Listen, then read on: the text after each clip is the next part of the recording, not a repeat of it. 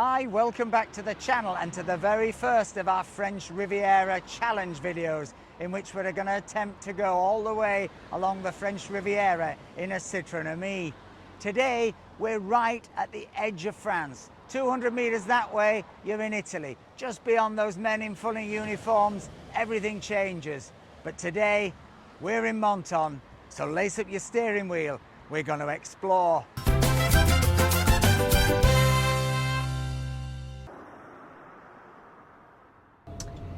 So our French Riviera challenge is finally underway, and it's an absolutely glorious day here in Menton, and we've got an exciting little tour planned for you, because we're going to take you right the way around Menton. Along the way we're going to discover why Menton became such a successful place and why many people said see Menton and die. We're also going to call into the market. We're going to go into the wonderful old town of Menton. We're going to visit the site of the incredible Lemon Festival. We're hoping to take you right up to the Winter Palace, which is this incredible sort of fairy tale Belle Epoque hotel which still towers above the town. And eventually we're hoping to end up high above Menton at the cemetery, where we're going to discover the secret of why Menton became Menton and the graves of two very famous people who reside in the cimetière. 2 a.m. in the car playing our favorite song. Turn it up, windows down, we sing along. The summer night has just begun. We're hoping that when we get to the marketplace and the car park there, that we can park and charge, because we have read in our book that there are some charging points there. So we shall see. Thus far, of course, we've had quite a lot of trouble with charging points, haven't we? Yes, so fingers crossed we can find one, and then find one that works. That actually works. The moon is bright, let's have some fun. Oh, this is everything with you. Will it work? The eternal question for all Ami owners.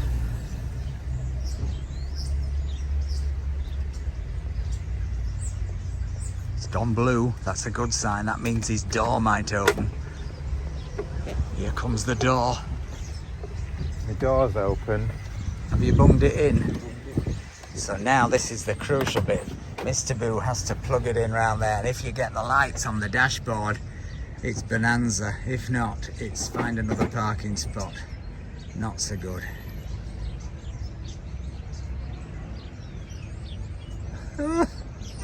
Is that plugged in?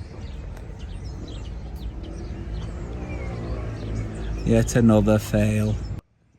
What's the third? Ferme la trap, but there is no trap. There's no door on this one, somebody's taken it off. Why don't you put your finger in that hole and pretend it's a door? Okay.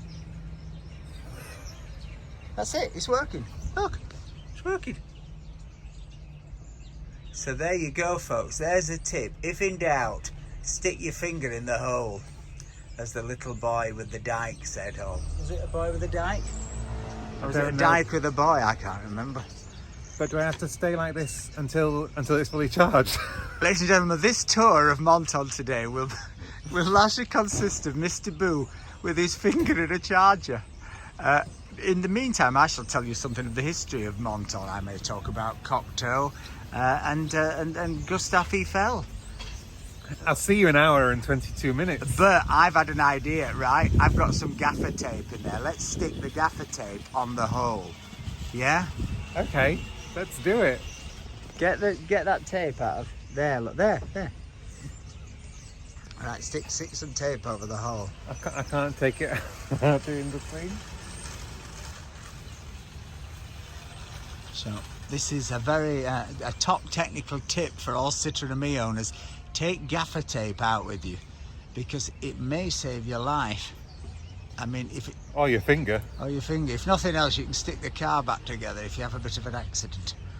I might need to stop filming so you can help me. Hang on, Mr. Boo's having trouble. Oh, I've just walked into a pole. Oh. Mr. Boo, I just take my bollocks off.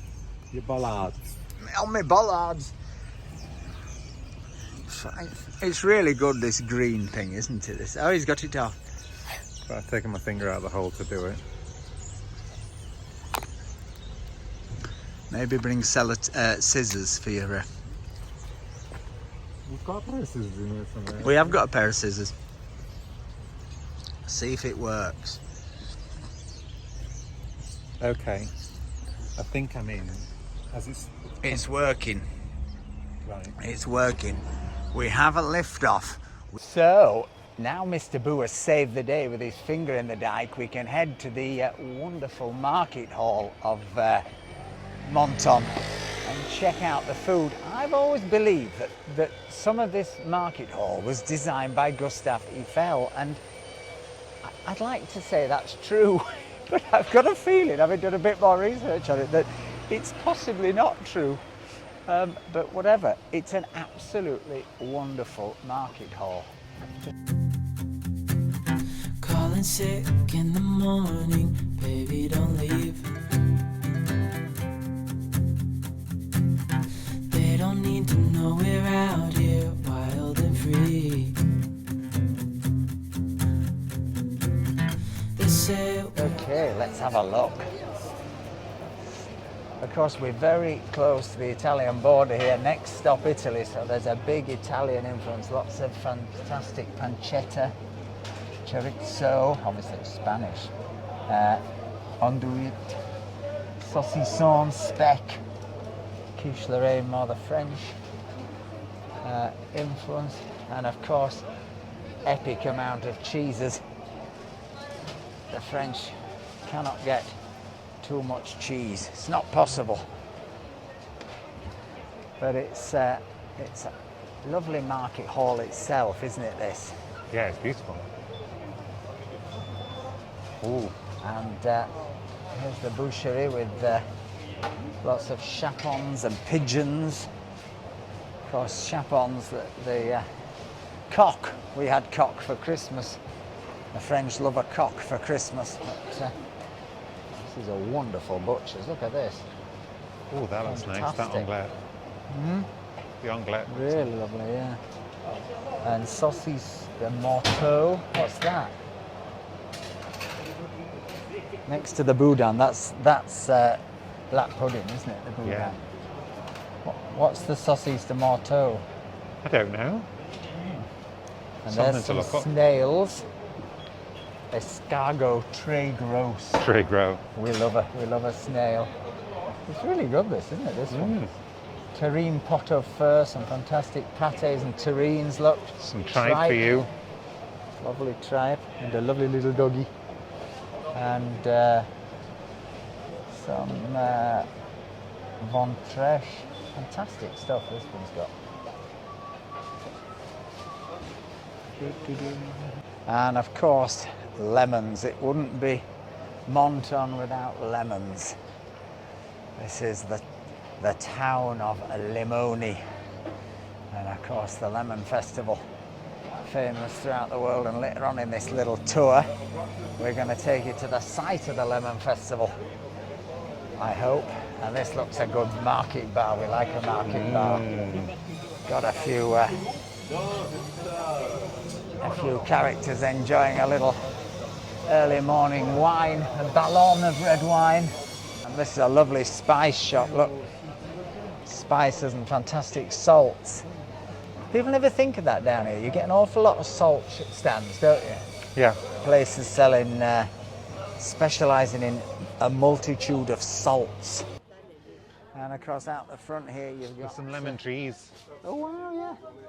little lemon trees, of course fresh flowers, not quite the season, but still quite a lot of fresh flowers and more fruit and veg out here.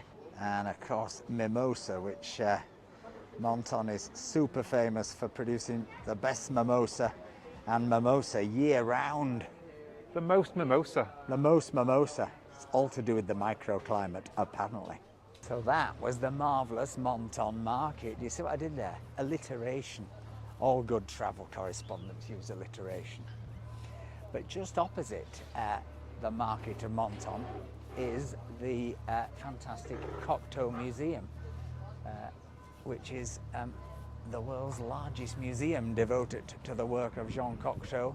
Unfortunately, it's a wonderful building, but a few years ago there was a terrific storm which flooded the place, and I am not sure it is still not closed.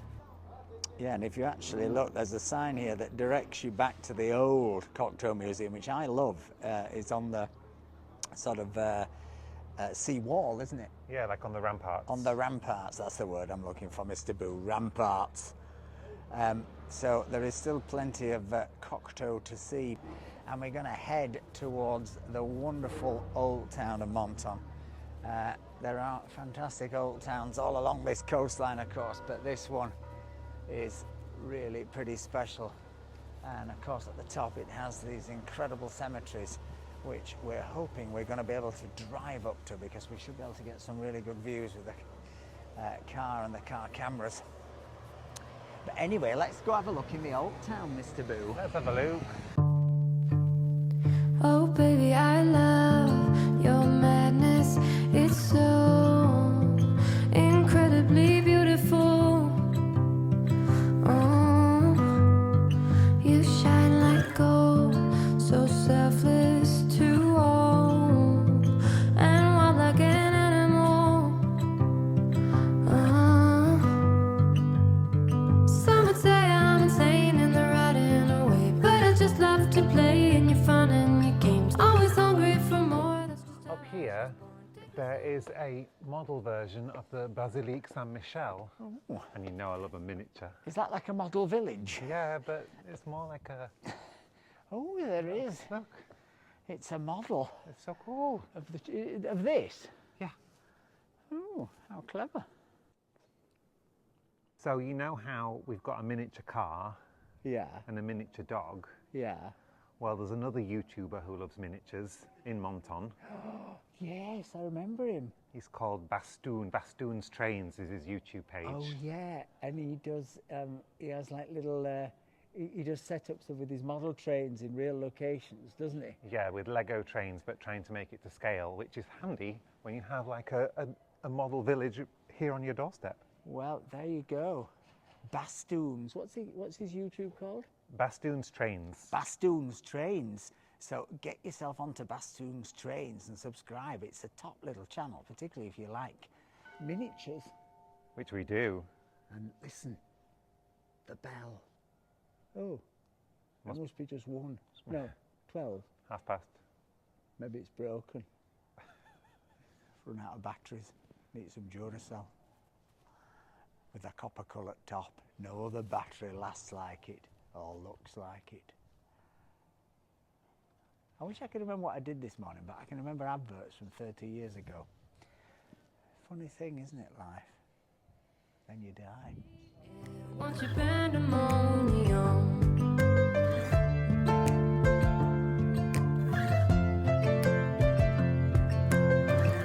Only another 748 steps to go.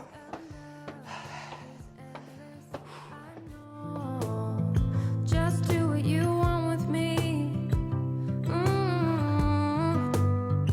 Yeah, I want it all. But it's worth it. When you get to here, look at that. It's beautiful.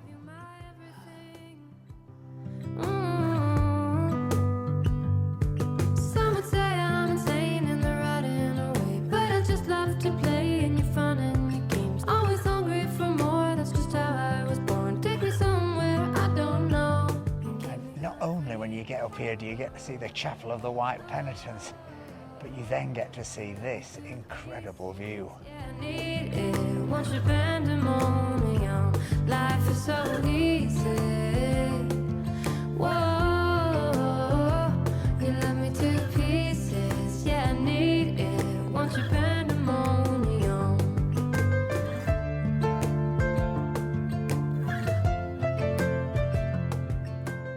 And let's now carry on along the Promenade du Soleil, which is 100% living up to its name today. Let's have some fun. Oh, this is everything with you right next to me. So alive, and tonight I'm thinking that I don't wanna go. Calling sick in the morning, baby, don't leave. They say we're crazy, it's too much. And yeah, we're crazy. Wow, look at that spray, Mr. Boo. Ah, wee. Because Menton has an incredible microclimate. They claim, because it's shielded by the mountains, that it has the warmest year-round climate of anywhere on here, and it gets sort of 313 days when there's some sunshine, but it also gets terrific storms. And as we were saying earlier, the one that flooded the Cocktail Museum also destroyed this wonderful indoor swimming pool that they have at the end here that used to be in this fabulous sort of tent thing, didn't it? Like a Bubble. It was like a bubble stroke circus tent, which I always loved. But all credit to them, they've rebuilt it. And I know the council here have got a very big plan to try and build things with a sort of modernist slant, so that it's got a bit of edge, the architecture, because an awful lot of what was thrown up in the 50s, 60s, 70s is very boxy, as you can probably see along here, these apartment blocks. But I think Les Bains du Cap is a very nice swimming cap. Oh, it's a lovely swimming cap. It's a very nice swimming cap. It's in the modernist style. It's in Corbusier, Eileen Gray tradition. Eileen Gray, of course, famously built a villa along here. And are we going up here? We're going to have to. Yeah, and I made a video about it. Check it out. It's a wonderful villa called E111, and of course. No. E1027. Oh, E1027. That must have been one a sister made. Yeah, about the European health card. But anyway, it's a great video, and I obviously know an awful lot about Eileen Gray. I do know quite a lot about Eileen Gray, weirdly, but E1027, and of course Corbusier's Cabanon. Over there is the wonderful park, and up in the hills there is one of the gardens. Of course, Menton is very famous for gardens, and by gardens I mean gardens that were often built by, well, largely British gentlemen gardeners who came here, brought their money here. And we were talking earlier about Menton, see Menton and die. Well, that's what a lot of them did, because they came here because of a man called, am I right in saying he was called James Henry Bennett? Yes. And James Henry Bennett was a doctor. But he wasn't just any doctor. He was a doctor who had bronchial problems. And he came here on holiday. We're talking, I think, sort of 1870, something like that. Around that period, 19th century. And he came here, and he claimed that the mild climate away from the smog and the cold of Britain cured him of his tuberculosis. Now, of course, this is in the days before antibiotics or Omicron treatments or any of that. Let's see if I can get it straight on here. And he claimed he was cured, so he wrote a book. And the net result is every, oh dear, somebody on their bike crashed there. Every tuberculosis patient who could afford to in Britain came to Menton for what they thought was, that was a good bit of driving, they thought was this miracle cure. Now, whilst there's no doubt that it was probably more pleasant for people with bronchial problems to tough out the winter in a climate like this than in the cold and smog of the north or of England or of Russia, etc., I'm afraid it wasn't quite the miracle cure it was cracked up to be. It was a bit like Donald Trump's bleach. It didn't really work. And the net result is that when you visit the cemetery here, as we're going to do at the end of this tour, because it's got a wonderful view, you will find literally hundreds, if not thousands, of graves of young British men and women, often they're men, who came to Menton to be cured, and I'm afraid spent their last days here.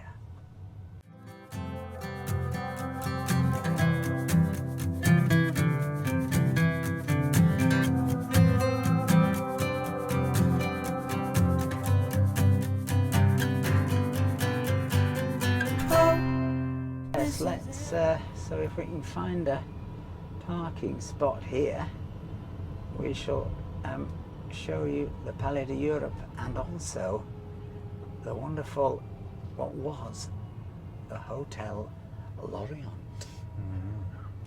the Hotel of the Orient. So here we are in the Jardin Beauvis, which is in front of that. You can just see behind us there, look, the Palais d'Europe, which used to be the old casino here in Menton. And I think you can just, if you have a little peek around, you can see these trucks hard at work, because what they're doing is converting this park right now from being a Christmas Santa wonderland back to be normal. But what they'll actually then be doing, because in about 4 weeks' time, it is the incredible Lemon Festival takes place, and this is the sort of epicenter of the Lemon Festival. And this year, I think because of the plague and Omicron and SARS, MERS and all associated illnesses, we're not having a parade. It's going to be static, but you will still be able to come here and see these incredible lemon sculptures. So we're going to leave the main area now where they do the Lemon Festival and take you round this corner to a fantastic hotel called the Lorient. The limit of love is endless, I know. Just do what you want. Yeah, it was a hotel in 1860. Yeah. And then, like a lot of them, became a hospital during the First World War. And now it's been converted into apartments. The limit of love is endless, I know. And on your way round to the to Lorient, you'll see the Hotel Mondial. I don't think it's one of those hotels that survive, but it's just the most fantastic, run-down, decrepit building, full of ghosts of that era. Let's get back in the old jam jar and the old Citroën Ami. Now headed, hopefully, towards the phantasmagoric cemetery. There's a place around here where we had our lunch. I have to confess, it wasn't very French. It was, it was a sort of Chinese buffet thing, which was very good actually, called Indochina, is it called? But we were, as usual, troughing down something quick in order to try and complete filming before darkness. So I'm afraid we sacrifice everything for the channel.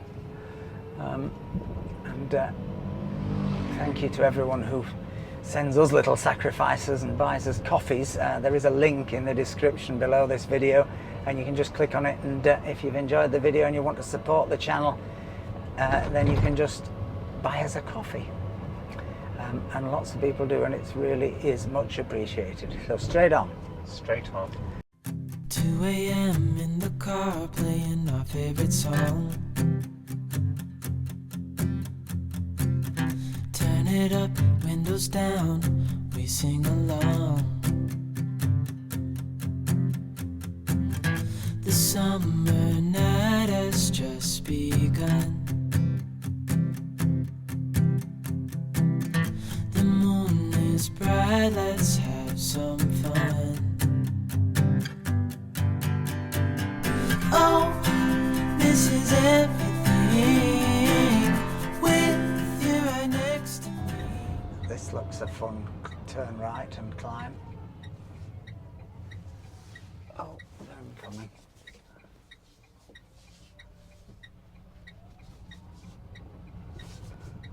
Ooh la la. Yep, I can see why they put a cemetery at the end of this road. Oh, I wish I found it really funny.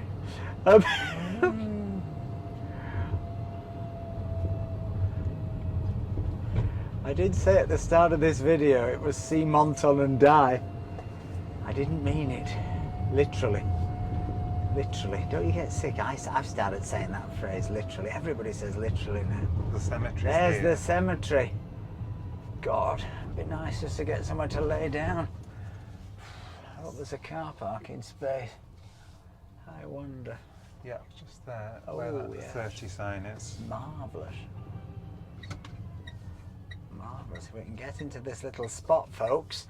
We're going to find, I hope, these two special graves with special stories attached to them.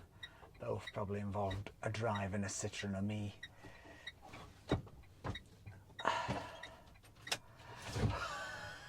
Oh! That's a scary road.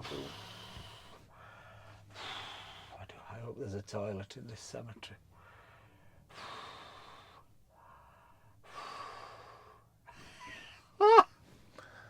Stop. Whose idea was this French Riviera challenge? I do have some silly ideas, don't I? Oh yeah. Do you remember that idea I had to buy a lot of bike saddle covers in Egypt and bring them home? That we still have All of 12 them. years on. And they were so nice. I even had a brand, Baker Boy Bikes, they were going to be called. I'll show you some on the channel and maybe people might want to buy one out of sympathy. What about that episode where you wanted to make your own salt? Oh yes, that was good. I was going to do real French salt, wasn't I? I've always been ever so entrepreneurial. Yes, and then I worked out that I'd probably need about 7 million gallons of seawater to make salt. And then to purify and process. And Yeah, but I think, what do you think? Would you buy real French salt? Let me know in the comments below. So, after that, here's the reward, because this is the spectacular view that you get from the cemetery down onto the old town rooftops of Menton. The limit of love is endless, I know. Just do what you want with me. Yeah. So let's go and explore the cemetery, because I'm hoping to find two graves.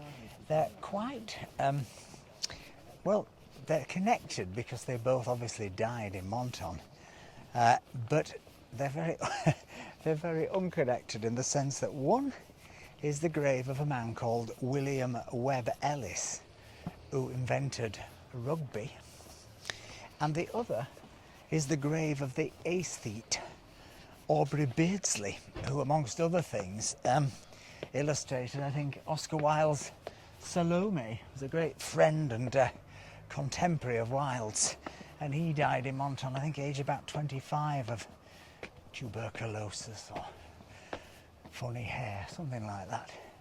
But I think they represent the two opposite sides of my psyche. Don't you? The aesthete and the man who invented rugby. yes. So anyway, let's have a look. But you know, I do love these French cemeteries, but even by the standards of normal French cemeteries, this one is absolutely ravishing.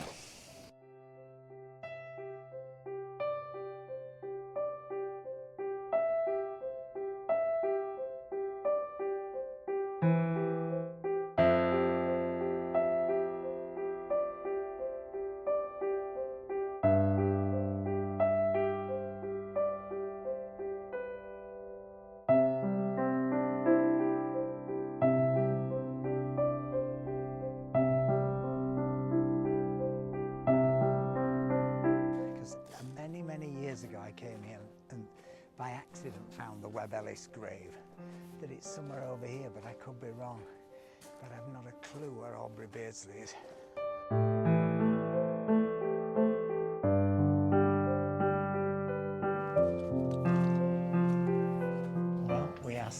struggling to find Mr. Webb Ellis or Mr. Beardsley.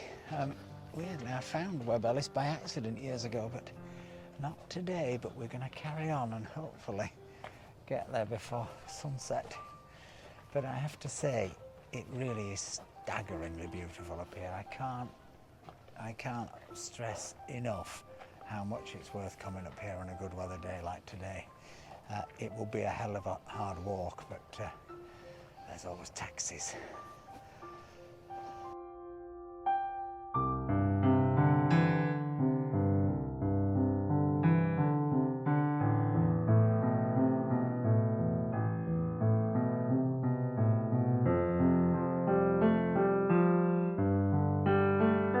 He's there. Where? Down here. Oh, William Webb yes. Ellis.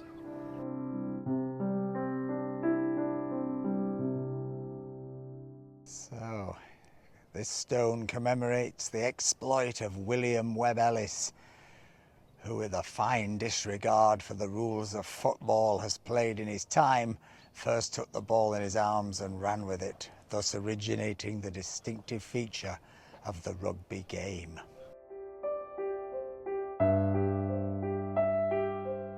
Interesting thing about the Webb Ellis story is there are now very major questions as to whether it's one of those origin myths. Even though there's a plaque apparently at rugby school which testifies to the fact that he picked up the ball first and ran with it, there are many others who think it wasn't actually him, it was somebody else.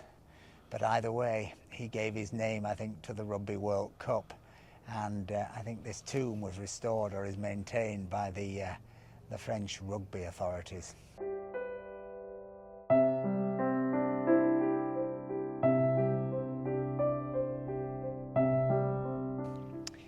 William Webb Ellis, who died at Menton. And it's interesting when you look at all those other graves of English-speaking peoples who died here, that they said died at Menton, not in Menton. I don't really know why. It's an intriguing one and I rather like it. I think Aubrey's in the one across the road and a bit up the hill. Another hill. Yeah. Trust the aesthete to be buried at the highest possible point. Are we going to make it? Of course we are. It all depends if our battery survives on the microphones, but let's have a go. Now you tell us. Ah. I think he's in there, Aubrey. What, right up there? Yeah, it's fine. It'll be good for us. Is it a good grave? On y va.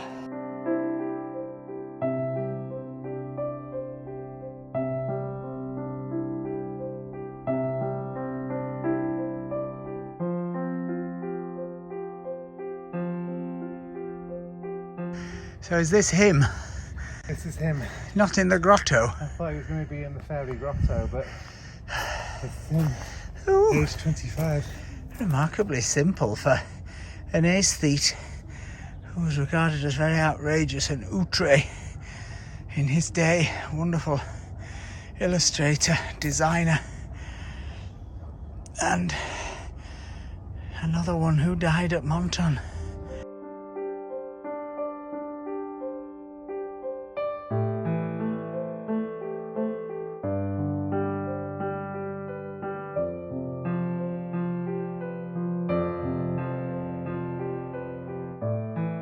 So we made it to Aubrey Beardsley's.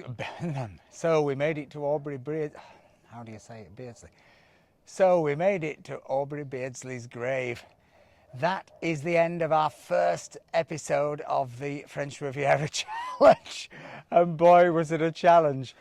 I hope you've enjoyed it. If you have, please give us a like. Please leave a comment in the section below. And we shall see you on the next one as we progress down the French Riviera.